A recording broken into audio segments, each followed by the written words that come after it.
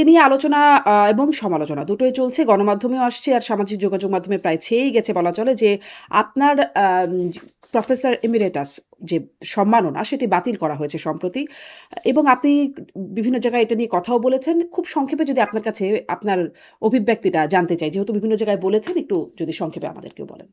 না, ধন্যবাদ আপনাকে। শুধু আমার এটা বাতিলই করে নাই, আমাকে তারা যে একটা অনারিয়াম দিত, হুম, হুম। নমিনাল একটি, সেটাও তারা কিন্তু ফেরত চাইছে। সুতরাং দুইটা জিনিসই আমি মনে করি তারা যে কাজটা করছে এটা সম্পূর্ণ একটা অন্যায়, অযৌক্তিক।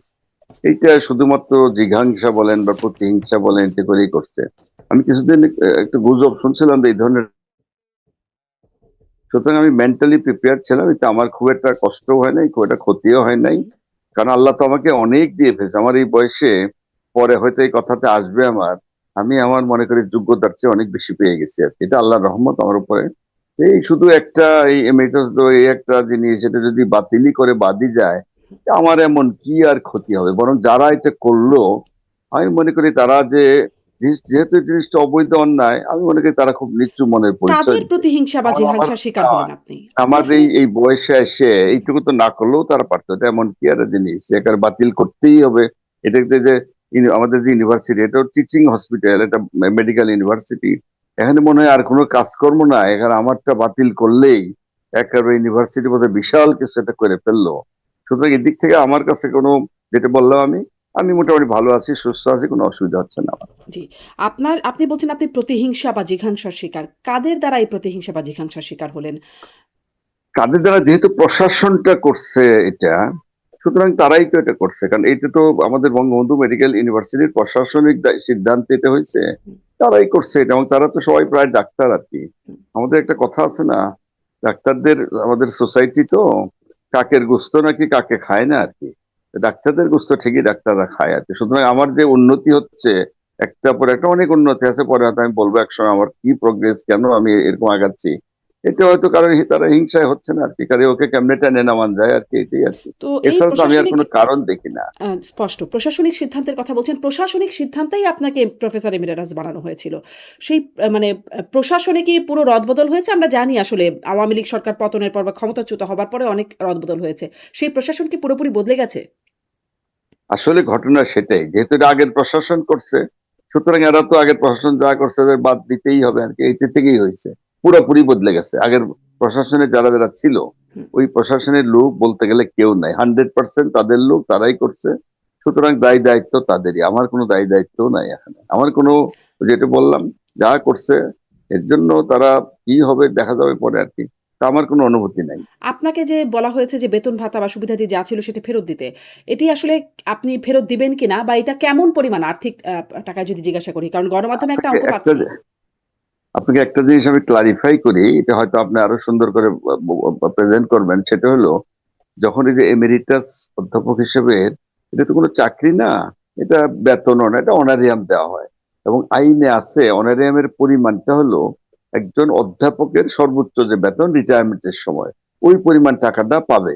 আচ্ছা, আরেকটা কথা বললি, আমি কিন্তু রিটায়ার্ড অলরেডি। রিটায়ারমেন্ট হলে আমি তো পেনশন পাই। হুম, এটা পেনশনটা তো পাবো, এই লাইফ লং, আল্লাহ যতদিন বাঁচিয়ে রাখে, সব চাকরিতে এটা আছে। আমার ওইভাবে কিন্তু পেনশন চলছে। হুম, হুম, এখন আসছে, বাড়তে বাড়তে বোধহয় 54,000 সামথিং, বা একটা ফ্র্যাকশন আছে, এটা কিন্তু পাচ্ছি।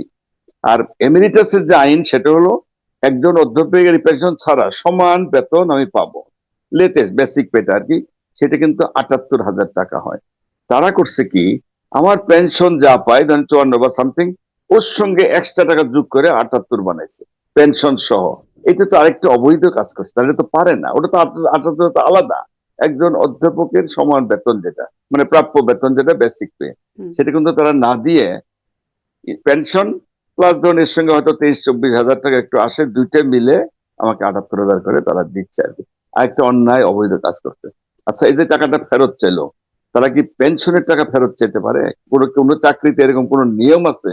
কেউ রিটায়ারমেন্টে গেল, সারা জীবন চাকরি করলো, পেনশন পাবে, এই টাকা কি ফেরত পায়? এই টাকাটা সহ তারা যে হিসাব দেখাচ্ছে, এই টাকা সহ তারা কি ফেরত চাইছে? তাহলে এখন এইটা টোটাল কত আরেকটা টাকা অন্যায়, দেখাচ্ছে? অবৈধ কাজ টোটাল করছে। কত টাকা দেখাচ্ছে ফেরত দিতে হবে? তারা তো বলছে যেটা হয় হ্যাঁ। 14 লক্ষ, আসলে 14, 14.5 লক্ষ, এটা হয় না, এটা আন্দাজেই লিখছে, এই হিসাবও করতে পারে না। হুম, ইভেন আমার যখন অর্ডার দিছে, অর্ডারে লেখা আছে যে আমার নিয়োগটা অবৈধ ঘোষণা করলো, বাতিল, তার সঙ্গে ওই যে টাকা ফেরত দিতে হবে, এই অর্ডারে এইটুকু লেখা। কত টাকা কি এটা কিন্তু অর্ডারের মধ্যে লেখা নাই। এটা তারা বিভিন্ন মিডিয়াতে বিভিন্ন বিভিন্ন দেখতেছেন, তারা সারা মিডিয়াতে হইচই পড়ে গেছে।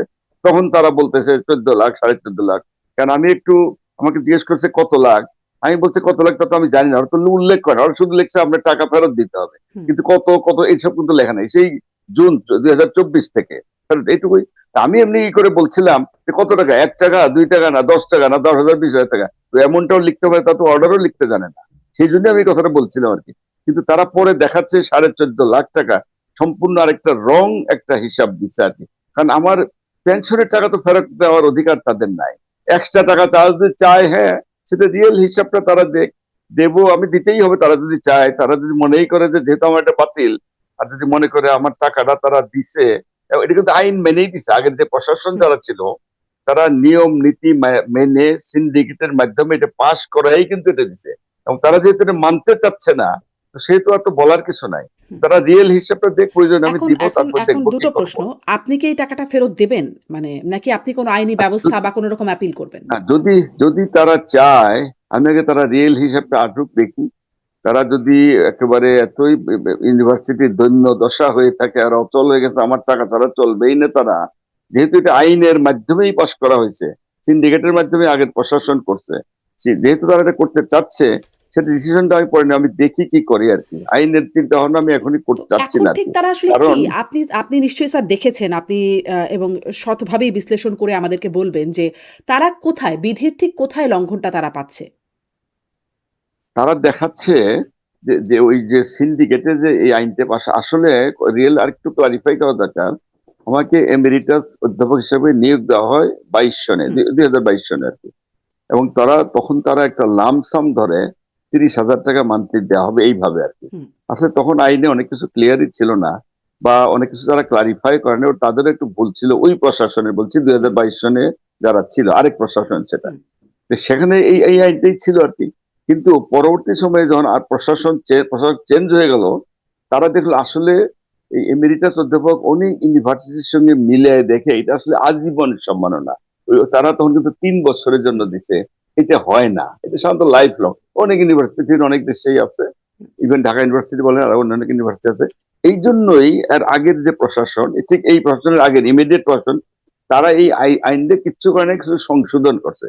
সংশোধন করে তারা লিখছে যিনি আজীবন সম্মাননা, সুতরাং আজীবন ভাবে ওই অর্ডারটা ওইভাবে আছে, তাকে আজীবনের জন্য এমেরিটাস অধ্যাপক হিসেবে নিয়োগ দেওয়া হলো।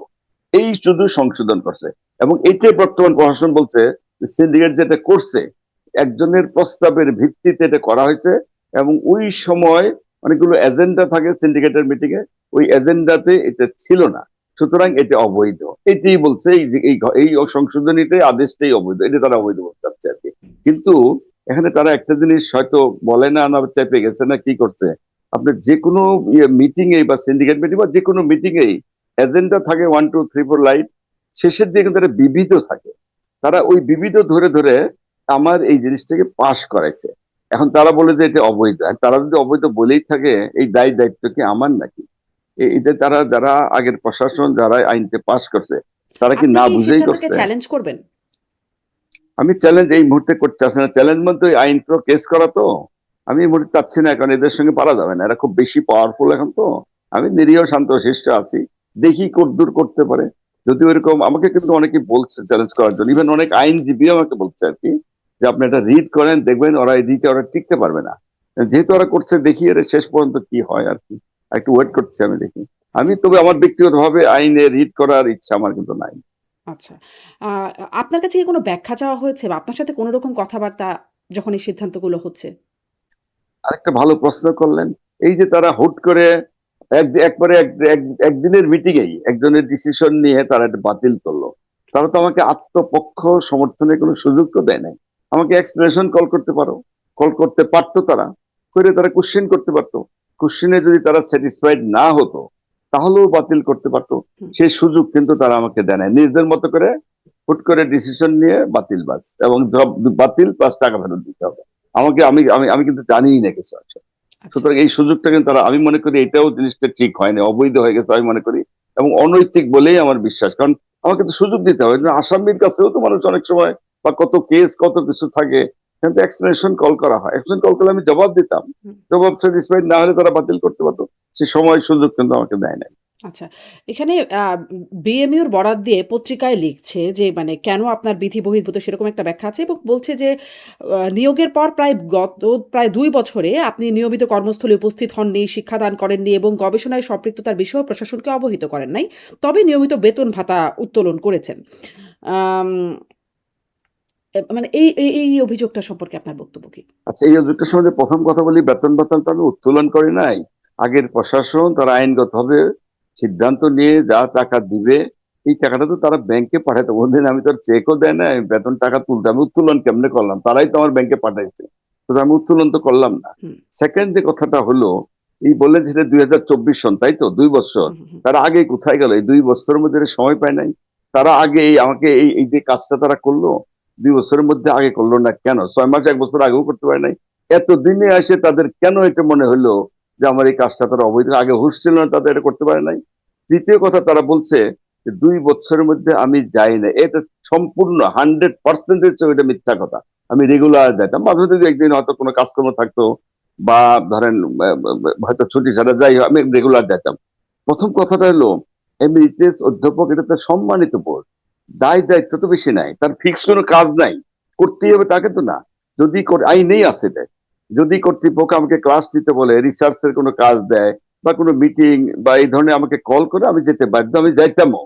তারা এরকম ডকুমেন্ট দেখাতো যে তারা এরকম কোনো ক্লাস দিছে বা কোনো মিটিং হয়েছে বা রিসার্চের কথা বলছে বা ডাকছে আমাকে, আমি যাই নাই, এরকম যদি ডকুমেন্ট দেখাতো, আমি তো রেগুলার গেছি। ডকুমেন্ট দেখালে যদি না যাই, তাহলে না, তার ভাই তারা একটা মিথ্যা আরেকটা কথা বলে, তারা মনে হয় কি ওই একটা মিথ্যাকে সত্য বানানোর জন্য বারবার আরেকটা মিথ্যার অভিযোগ আনতেছে। এমনকি যে কথাটা বললেন, কোনো রিসার্চ করি নাই ট্রেনে, আসলে রিসার্চ আমি করি না কেন, আমি আমার কাজ তো করেই যাচ্ছি।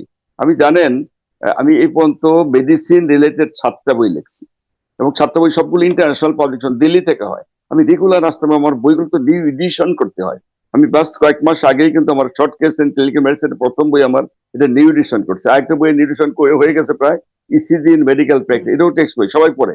আরেকটা হলো রেডিওলজি ইন মেডিকেল প্র্যাকটিস, আরেকটা, এরকম 7টা বই আমার আছে। আমি রেগুলার এসে কাজ করতাম, এবং আপনাকে একটু আচ্ছা বলা উচিত বোধ এটা হয়। কি আপনি প্রশাসনকে অবহিত করেছেন? কারণ এটার মানে প্রশাসনকে অভিযোগটা তো হচ্ছে প্রশাসনকে অবহিত করেন নাই। আমি বই লিখে, তো এটা নতুন নয় তো, আমি তো বই শুরু করছি সেই 1998, এগুলো আমি এডিশন চেঞ্জ হুম, করতেছি।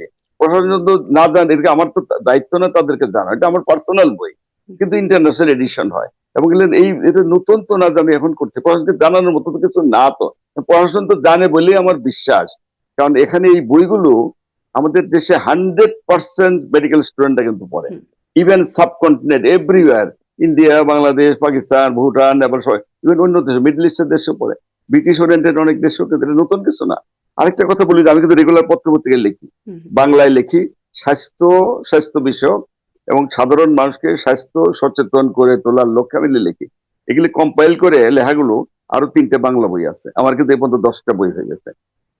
7টা মেডিকেল রিলেটেড, 3টে বাংলা, এবং এই বইগুলো কিন্তু ওয়েল অ্যাকসেপ্টেড, সাধারণ মানুষ, সাধারণ পাবলিক, হুম। এটা জনগণকে সচেতন করে তোলার লক্ষ্যে আমি বাংলায় লেখালেখি করি, এবং তারা কিন্তু খুব মানে ভালো একটা গ্রহণযোগ্যতা কিন্তু পাইছে। সুতরাং এটা আমার একটা বিশাল অ্যাচিভমেন্ট। তো আমি কাজ করি না কেন, এগুলোকে আমার এমনি এনে ঘোরার দিন থেকে আকাশ থেকে ওইটা আছে, আমি রেগুলার যাই। ইভেন আমি শুক্রবারও গেছি, অনেক ছুটির দিনেও গেছি, শুক্রবারে যাইয়ে আমার যেদিন সুযোগ হইতে যাইতাম। জুম্মার নামাজ আমাদের এই হসপিটালের পাশেই বিশাল মসজিদ আছে, রেগুলার কিন্তু আমি রেগুলার মানে আমি যখন যেতাম জুম্মা নামাজে কিন্তু এখন করছি, মাঝে মধ্যে বিকেলে যাইতাম, রাত 8টা 9টা পর্যন্ত কাজ করতাম। তা আমার তো আর এমন না যে হাজিরা খাতা আছে, হুম। ওইরকম তো কিছু নাই। সুতরাং ওইরকম ডকুমেন্ট তো আমার নাই, দেখানোর তো সুযোগও নাই, কিন্তু আমি যেতাম। তাহলে আল্লাহ তালা তো সাক্ষী আছে, কত লোক আমাকে দেখছে না। আর আমি তো একা যেতাম না, আমার স্টুডেন্ট ডাক্তার একজন ছিল, হুম। ওরা যেত, একসাথে কাজ করতাম।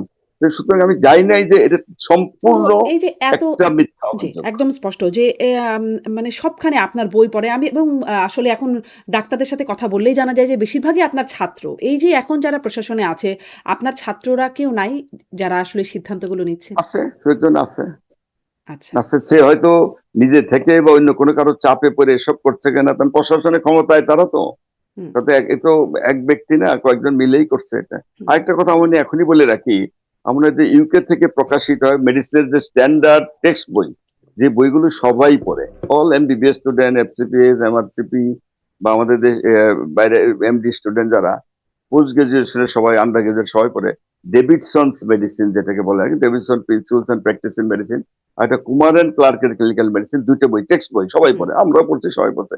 এই টেক্সট বোর্ডের ইন্টারন্যাশনাল অ্যাডভাইজরি বোর্ডের আমি কিন্তু মেম্বার। এই নিউ এডিশন যেটা হলো এটার মেম্বার। এই দুইটাই এবার, আগেরও ছিলাম, এবারও হয়ে গেল। এগুলো আমার অ্যাচিভমেন্ট না, এগুলো আমি কি কাজ করছি নাকি এমনি এমনি হচ্ছে। তারা, তাদের জন্য তারা বলতে পারে যে আমরা এই কাজ দিচ্ছি, আমি করি নাই, নেগলিজেন্সি করছি, এরকম যদি কিছু তারা দেখাচ্ছে, কোনো ডকুমেন্ট তাদের কাছে আছে কিনা, এরকম বললে না আন্দাজে একটা ভুয়া ছেড়ে দিল।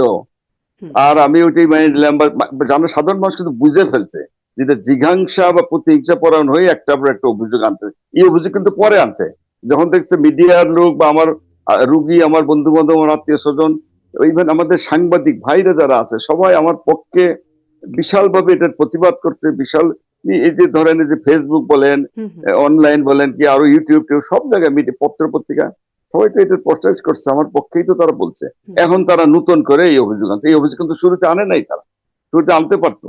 ওই একটা একটা মিথ্যাকে সত্য বানাইতে গেলে আরো 10টা মিথ্যা কথা বলতে হয়, এই কাজটাই কিন্তু তারা করছে এখন। আচ্ছা।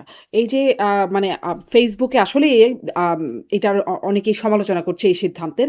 আবার ধরেন আমি যদি বলি ডাক্তার সাখাওয়াত সায়ন্ত তিনি নিয়মিত গণমাধ্যমে কথা বলেন, টক শো গুলোতে কথা বলেন। আপনাকে তিনি তার শিক্ষক হিসেবেই আখ্যায়িত করছেন এবং তিনি লিখছেন যে গত ১৭ বছর তৎকালীন বিএসএমএমইউ থেকে তিনি সহ মানে ডাক্তার সাখাওয়াত সায়ন্ত সহ শত, শত চিকিৎসকের নিয়োগ বাতিল হয়েছে। শারীরিকভাবে লাঞ্ছিত করা হয়েছে, প্রাপ্ত প্রমোশন থেকে বঞ্চিত করে একাডেমিক জীবন ধ্বংস করা হয়েছে।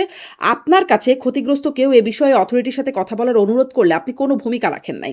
এবং তিনি রেফার করছেন আরও একজন বিশিষ্ট লিভার বিশেষজ্ঞ প্রয়াত অধ্যাপক ডাক্তার মবিন খান। তিনি বীর মুক্তিযোদ্ধা। তাকে পেনশন পর্যন্ত দেয়া হয় না শুধুমাত্র বেগম খালেদা জিয়ার চিকিৎসক হওয়ার অপরাধে।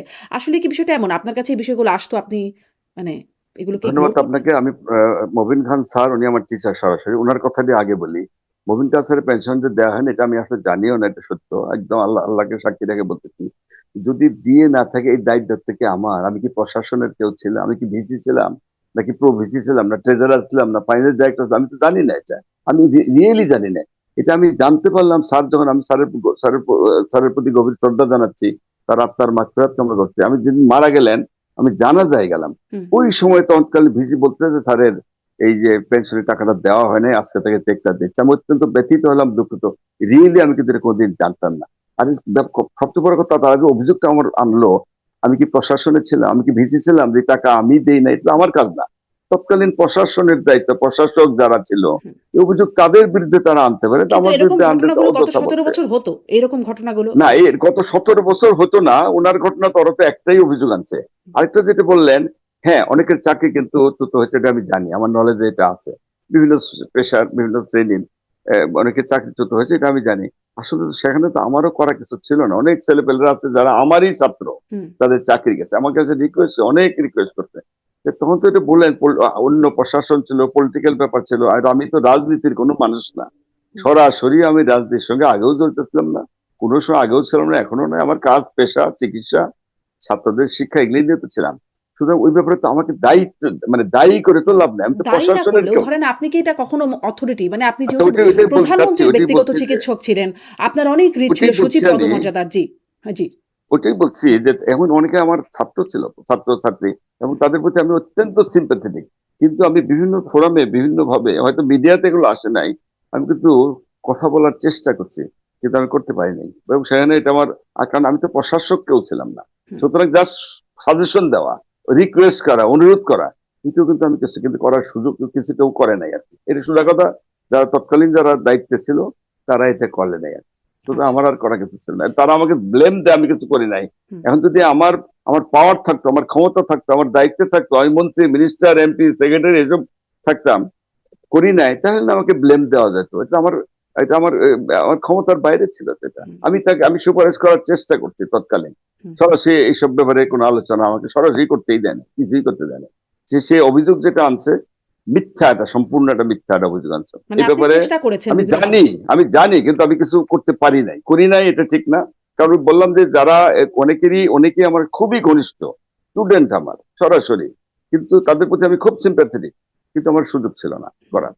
মানে তারা আসলে ওই সময় অনেকে রাজনৈতিকভাবে বৈষম্যের শিকার। এক্স্যাক্টলি তাই, রাজনৈতিক, ওটাও প্রতিহিংসা বলতে পারেন। হুম, হুম। তারা প্রতিহিংসার শিকার ওটাই করছে আর কি। আচ্ছা। তাহলে আমার প্রশ্ন হলো, তারা প্রতিহিংসা, তাদের উপর অন্যায় আচরণ করছে, এটা সত্য, আমি দুঃখিত। ওই প্রতিহিংসা শিকার কি আমার উপর দিয়েও চালাইতে হবে? তাহলে সেই শিকার কি তাহলে আপনার আমাকে, ওরা যদি অন্যায় করে ভুল করে তাহলে ওই কাজটাকে আপনারাও করেন, তাহলে আপনার ভালো কি কাজ করলেন? আপনারা তো ওই কাজই করছেন তাহলে, জি। স্পষ্ট তাই আরকি। না? তাহলে আমার তাহলে আর তার জন্য কি আমার এটা বাতিল করতে হবে? ওই জন্য 2 বছরে কোনো কিছু না পাইয়ে ওই একটা সুতা ধরে যে ওই আমার এই যে সিন্ডিকেটে যে আইনটা পাশ হয়েছে, যেটা অবৈধ ছিল, ওইটাকে একদিনে ঘোষণা করে বাতিল করলো, এই একটা খোলা যুক্তি দিয়ে আর। জি। আ আর আরেকটা যে হুম, সায়ন্ত যে কথাগুলো বলছে, শুধু এটা তো না, আরো কয়েকটা কথা বলছে, আমার শেখ হাসিনার সঙ্গে যে সাক্ষাৎকার দেখাচ্ছে, আমি ওই আরো কিছু কিছু আছে, এগুলোর সঙ্গে ওইটা তো রাজনৈতিক ব্যাপার। আমাদের এটার সঙ্গে শেখ হাসিনার কথা কি বলছি আমি, এটার কোনো সম্পর্ক আছে? অর্থাৎ তারা আমাকে কোনো যুক্তি না পায় দেখাচ্ছে, আমি ওই শেখ হাসিনার সঙ্গে, যেহেতু আমি শেখ হাসিনার ব্যক্তিগত চিকিৎসক ছিলাম, সুতরাং ওইটাও কিন্তু তারা যুক্তি খাড়া করছে, ওই জন্যই আমাকে নাকি এমেরিটাস অধ্যাপক দিতে। অথচ এদিকে একটা যোগ্যতা হতে হবে। একটু আগে যে আপনাকে বললাম আমি, এটা কি যোগ্যতার মাপকাঠি হতে পারে যে প্রধানমন্ত্রীর চিকিৎসা হলে নাকি আপনার আসলে তাকে ওই এমেরিটাস যোগ্যতার অধ্যাপক জন্যই দিতে? আপনাকে প্রধানমন্ত্রীর ব্যক্তিগত চিকিৎসক করা তারা হয়েছে? এটা বলছে, এটা হুম, আমার যোগ্যতার জন্য প্রধানমন্ত্রী তার ব্যক্তিগত চিকিৎসক নিয়োগ করছে, এটা সত্য। হুম, কিন্তু তারা বলছে প্রধানমন্ত্রীর ব্যক্তিগত চিকিৎসক ছিলাম বলেই আমাকে এমেরিটাস অধ্যাপক বানাইছে, বেসলেস। অর্ডারে কোথাও আছে এরকম প্রধানমন্ত্রী ব্যক্তিগত চিকিৎসক হিসেবে আমাকে নিয়োগ দেওয়া হয়েছে? কোথাও এরকম আছে? আমার যোগ্যতা, আমার দক্ষতা, এগুলো দেখেই তো দিছে। জি। আমার যোগ্যতার যে একটা পয়েন্ট আপনাকে বলতেই হয়। আমি তো ধরেন কত বছর, অনেকদিন হলো ডাক্তারি করি না, প্রায় 50 বছরের কাছাকাছি। আমি আমার অসংখ্য রুগী দেখছি, কত রুগীর আত্মীয় স্বজন ভাই বোন সব দেখছি, সিনসিয়ারলি তাদেরকে চিকিৎসা সেবা দিয়ে ভালো করার চেষ্টা করছি। শিক্ষক হিসেবে আমার অনেক ছাত্র, অসংখ্য ছাত্র ডাক্তার হয়েছে, ডাক্তার, এবং তারা অনেক স্বনামধন্য, ভালোভাবে চিকিৎসা দিয়ে যাচ্ছে। অনেকে কিন্তু এখন অধ্যাপক, তারাও তাদের যোগ্যতায় তার স্বনামধন্য, ভালোভাবে চিকিৎসা দিয়ে যাচ্ছে। এটা কি যোগ্যতা না আমার? এই যে বইয়ের কথা বললাম, 10টা বই লিখছি, 7টা মেডিকেল হুম, রিলেটেড, 2টা বাংলায় বই, তারপরে যে 2টা ইন্টারন্যাশনাল বই, আমি অ্যাডভাইজারি বোর্ডের মেম্বার। আমি এই পর্যন্ত 15টা অ্যাওয়ার্ড পাইছি, হুম, হুম। 15টা। জি। প্রথমে তো ইউজিসি অ্যাওয়ার্ড পাইছি, ওটা একটা প্রেস্টিজিয়াস পোস্ট।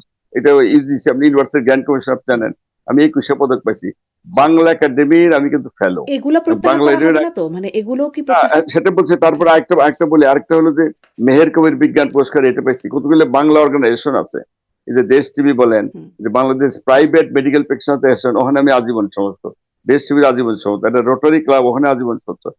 করোনার সময় কিন্তু আমাকে করোনা হিরো হিসেবে আমাকে উপাধি দেওয়া হয়েছে। হুম, এগুলো কি আমার অ্যাচিভমেন্ট না? আমার যোগ্যতা দেখেই তো এটা দেওয়া হয়েছে। ওই প্রধানমন্ত্রীর চিকিৎসক ছিলাম বলে এটা দেওয়া হয়েছে, হুম, হুম। এইটা কেউ বিশ্বাস করবে? জি। কোনো আমি তো না, যতটুকু জানি আপনি কত। খুবই মিনিমাম টাকায় আসলে যেখানে এখন ডাক্তারদের অনেক ফি, আপনি খুবই একটা মিনিমাম ফি রাখেন সম্ভবত। আপনি হয়তো ভালো বলতে পারবেন। আপনি এখনো পর্যন্ত ৳৩০০ য় রোগী দেখেন। এই বিষয়টা ভালো মন্দ কি এটা মানুষ বিচার করবে আর কি। হ্যাঁ, আমি 300 টাকায় রুগী দেখি, এটা আমার আমার অহংকারের কিছু নয়, আমি দেখি। এটা আমার ইচ্ছা, এটা যার যার ব্যক্তিগত ব্যাপার। কেউ 2000 টাকা নেয়, কেউ 3000 নেয়, তারপর আমি আসলে 300 টাকা নিয়ে, আমার সাইকোলজি হলো গরিব ধনী সবাই যেন মোটামুটি আমার কাছে পৌঁছতে পারে আর কি। গরিব কত মানুষ আছে না, রিক্সাওয়ালা, এই যে ফেরিওয়ালা নিচে করে করে খাচ্ছে, কৃষক শ্রমিক আছে, সাধারণ শ্রমিক, কত লোকজন, তার তো ইনকাম করতে বহুত কষ্ট। আমি এমন ভাবে রাখছি যে সবাই যেন কম বেশি, নিম্ন আয়ের, মধ্যবিত্ত, উচ্চ আয়ের যারা, তারা তো আসেই। তাই সেজন্য ওই 300 টাকাই রাখছে, আমি ওই শুরু থেকে তাই ছিল, ওইটা আর আমি বাড়াই নাই। এবং এই ব্যাপারে আমার পরিবারও কিন্তু কোনোদিন বাধা হয়ে দাঁড়ায় নাই। আমার ওয়াইফ ছিল, আপনি জানেন, উনি কিন্তু মারা গেছেন করোনা হয়ে 2021 সালে। উনিও কিন্তু কোনদিন বাধা হয়ে দাঁড়ায় নাই। ইভেন আমার একটা মেয়ে, একটা ছেলে, দুইজনই ডাক্তার। মেয়ের ছেলেটাও পোস্ট গ্রাজুয়েশন করছে, এমআরসিবি করছে, মেয়েটাও এমডি করা। তারাও কিন্তু আমি কেন নেই এমনি, বরং ওই হাসি ঠাট্টা করতো, এই তোমার ছাত্র মুখ 1000 টাকা, 500 টাকা, 1500 টাকা নেয়, তুমি এরকম কেন এরকম করতো, এমনি ঠাট্টা করতো। হুম, হুম। তারা কোনোদিন কিন্তু ওই যে আমি টিউশনে কেউ বাধা হয়ে দাঁড়ায় নাই। এইটা আমি আমার সাইকোলজি, আমি চালাই আসছি, এইভাবেই চলবে আর কি। জি। এটা আমি তৃপ্ত, আমি, আমার কোনো অসুবিধা হয়নি। জি, আপনি আরেকটা বিষয়ে একটু শোনা যায় এটা আপনি নিশ্চয়ই এটা কনফার্ম করবেন যে এটা আসলে কি গুঞ্জন নাকি এটারও বাস্তবতা আছে। যে এখনো বর্তমান সময়ে আ অনেক ভূতাপেক্ষ প্রমোশন দেয়া হচ্ছে বা বেতন ভাতাদি দেওয়া হচ্ছে। যারা আসলে অনেক আগে ১৭ বা ২০ বছর আগে তারা মেডিকেল অফিসার ছিল তাদেরকে এখন প্রমোশন দিয়ে সরাসরি অধ্যাপক পদে দেয়া হচ্ছে। এরকমটা শোনা যাচ্ছে বিভিন্ন জায়গায়। এটা কি নিছক গুঞ্জন নাকি এটির একটা বাস্তবতা আছে? আসলে এরকম কথা আমিও শুনছি, যেহেতু আমি সরাসরি কোনো দায়িত্বে না, এ ব্যাপারে আমি কোনো কমেন্ট করতে চাচ্ছি না। এই গুঞ্জন কিন্তু বাজারে চালু আছে। একেবারে 15 বছর আগে চাকরি, ওই যেটা বললেন একটু আগেই ডক্টর সায়েন্তের কথাই বললেন না, অনেকে চাকরিচ্যুত হয়েছে, হুম, এটা হয়েছে তো, হুম, হুম, ওইটা হয়েছে, তারা হয়তো বিভিন্ন জায়গায় চাকরি করছে, অনেক বেতন পাইছে, টাকা নিচ্ছে, তাদেরকে এরকম রেগুলারাইজ করা হয়েছে, এরকম আমিও শুনছি আর কি। এই ব্যাপারে আমি কমেন্ট করতে চাচ্ছি না, কারণ যারা চাকরি যদি তারা পেয়ে থাকে তাদের প্রতি, তাদের চাকরিচ্যুত হয়েছে তাদের প্রতি কিন্তু আসলে অবিচার করা হয়েছে, এটা কিন্তু আমি আগেও স্বীকার করলাম। হুম, হুম, অনেকে চাকরি গেছে, এটা সত্য, বা রিটায়ারমেন্টে গেছে, এটা সত্য। এবং তারা যদি চাকরি পেয়েও থাকে তো ভালো, এই প্রশাসন যদি দিয়ে থাকে, কিন্তু এটা নিয়মের মাধ্যমে তো করা উচিত। হুম, আমি বলতে চাই না এই কারণে, আমার কথার দ্বারা যদি তাদের আবার চাকরির কোনো ক্ষতি হয় এটা বা আর্থিক ক্ষতি, এটা আমি কিন্তু চাই না। সুতরাং তাদের যা হয়েছে যে প্রশাসন দেখবে, তাদের ব্যাপার। কিন্তু তাদের প্রতি কিন্তু আমি আগেও সিম্পেথি আমার ছিল, যদি তাদের চাকরি ফেরত দিয়ে থাকে সেটাও ঠিক আছে, যে যদি নিয়ম অনুযায়ী করে থাকে তাহলে তো আমার বলার কিছু নাই। যদি নিয়মে যাবে, শোনার কথা আমারও, আপনি যেমন শুনছেন আমি এই বাজারে এরকম কথা চালু আছে। হুম, সুতরাং তারপরেও আমি বলবো যে তাদের বিরুদ্ধে, যেহেতু তাদের হয়ে যদি থাকে, আমি এমন কিছু বলবো না যে তাদের জন্য আমার কথার দ্বারা আবার ক্ষতিগ্রস্ত না হয়। তারা আছে, ভালো থাক, তারা দেখা যায়। জি। কিন্তু সেটা আইন অনুযায়ী যদি হয়ে থাকে। হুম। আপনি যে বলছিলেন যে আপনি শেখ হাসিনার ব্যক্তিগত চিকিৎসক ছিলেন। মানে এখনো কি চিকিৎসার কোনো প্রয়োজন আপনার সাথে যোগাযোগ হয়? কথাবার্তা হয়? নো নো, কেমনে হবে আর কি, শেখ হাসিনা তো দেশে নাই, আমার সাথে কোনো আজ পর্যন্ত যাওয়ার পথে কোনো টেলিফোন বা অন্য কোনো যোগাযোগ নাই, ও প্রশ্নই আসে না। আচ্ছা। এটা মানে কিন্তু একদম মানে সুযোগ নাই। মানে আপনার এইটা কি জানবার কোনো সুযোগ হয় যে মানে কথা হয় না, আপনি স্পষ্ট করলেন যে তার আসলে শারীরিক সুযোগ অবস্থা মানে কেমন? কারণ এটা এখন অনেক আলোচনায় যে তাকে সরাসরি দেখা যায় না। মাঝে, মাঝে তার কথা শোনা যায়। তিনি ৭৮ বছর বয়সী একজন নারী। আ আ মানে বয়স্ক তো বটেই। ফলে এবং ক্ষমতাচ্যুত হবার পরে তার শারীরিক অবস্থা কেমন? সেই বিষয়ে জানবার কোনো আপনার ব্যক্তিগত চিকিৎসক হিসেবে জানবার সুযোগ হয়েছে কিনা? না, আমি তো আসলে এটা কোনো সুযোগ নাইও। তার ব্যক্তিগত মানে কি অবস্থায় আছে আমি কিন্তু আসলে জানি না। যতটুকু মাঝে মধ্যে মিডিয়াতে যতটুকু শুনি, দেখি, বা আপনারা যতটুকু দেখেন ওইটুকুই আর কি। এর বেশি কিন্তু আমার নলেজে কিছু নাই আর। আচ্ছা, আর আচ্ছা। মানে জানার কোনো সুযোগও নাই আমার। জি। আ অনেক ধন্যবাদ স্যার। নিশ্চয়ই সামনে দেখব যে আপনি আসলে এই মানে সিদ্ধান্তটার বিরুদ্ধে কোনো চ্যালেঞ্জ করেন কিনা, আপিল করেন কিনা। সে সময় নিশ্চয়ই কথা হবে যে আসলে কি হচ্ছে। আ আপনার কাছ থেকে জানবার সুযোগ হবে। না, ধন্যবাদ আপনাকে, আপনার এখানে আমন্ত্রণ জানার জন্য ধন্যবাদ। আপনার মাধ্যমে কিন্তু সাধারণ মানুষ জানতে পারছে অলরেডি যে কি ঘটনাটা ঘটছে, কেন তারা করছে এটা, হুম, যেটা মানে কতটুকু শোভনীয় হলে, কারণ আমি তো বয়স হয়ে গেছে কম না, তাই না? এই বয়সে তো এইভাবে করা, এটা তো একটা অপমানজনক ব্যাপার। হুম, এটা না, আমার খুব যে ক্ষতি করতে তারা করতে পারেন, তা একটু আগে বললাম, কিন্তু আল্লাহ অনেক দিচ্ছে হুম, আমাকে। এই যে অ্যাওয়ার্ড বললাম, বই বললাম, কত কিছু হয়ে গেছে। সুতরাং আমি তো তৃপ্ত। ইভেন আমি তো কিছু সোশ্যাল ওয়ার্ক করি, এটা অবশ্য বলা ঠিক হবে কিনা, তারপরে বলবো আমার বাড়ি কিন্তু অজপাড়াগাঁয়ে, জামালপুর জেলার ইসলামপুর উপজেলার হারিয়াবাড়ি গ্রাম। হুম, আমি ব্যক্তিগত উদ্যোগে, একেবারে পিওরলি আমার নিজস্ব উদ্যোগে, আমি কারে বাড়িতে কিন্তু এটা অনেক আগের ছিল, আমি জাস্ট ডেভেলপ করছি, বিশাল মসজিদ করছি, বাপ দাদার আমলেরই করা। তখন ছোট ছিল, আমি দোতলা করছি, অনেক বিশাল ৪,০০০ স্কোয়ার ফিট এরকম আর কি। ওখানে কিন্তু একটা মাদ্রাসা চলছে এখনো, মাদ্রাসা মানে হাফিজিয়া মাদ্রাসা, প্রায় 20 বছর হয়ে গেছে। এখনো 200 ছাত্র আছে যারা হাফিজ, অনেকেই বের হয়ে গেছে বিভিন্ন জায়গায়, তারা হাফিজিয়ার যা যা কাজ তা করে বেড়ায়। আর আমার এমন একটা লিল্লা বোর্ডিং আছে, বিনা পয়সায় খাওয়া দাওয়া এগুলো কিন্তু চলে আর কি। এবং ওখানে ওই যে সরকারি ভাবেই আমি করাই নিছিলাম, তখন একটা কমিউনিটি ক্লিনিক আছে, যেখানে, যেটা কমিউনিটি ক্লিনিক আপনি জানেন, হুম, সেখানে সার্ভিস দেওয়া হয়, গভর্নমেন্ট সরকার থেকে ওষুধ দেয়। আমি ব্যক্তিগত উদ্যোগে যা ওষুধপত্র, অনেক সময় যে কোম্পানি ওই যে স্যাম্পল টেম্পল কত কিছু দেয় না, প্লাস আমি আমার নিজস্ব টাকায় মাঝে মাঝে ওষুধপত্র সাপ্লাই দেয়, কিন্তু গ্রামের মানুষের খুব উপকার হয়।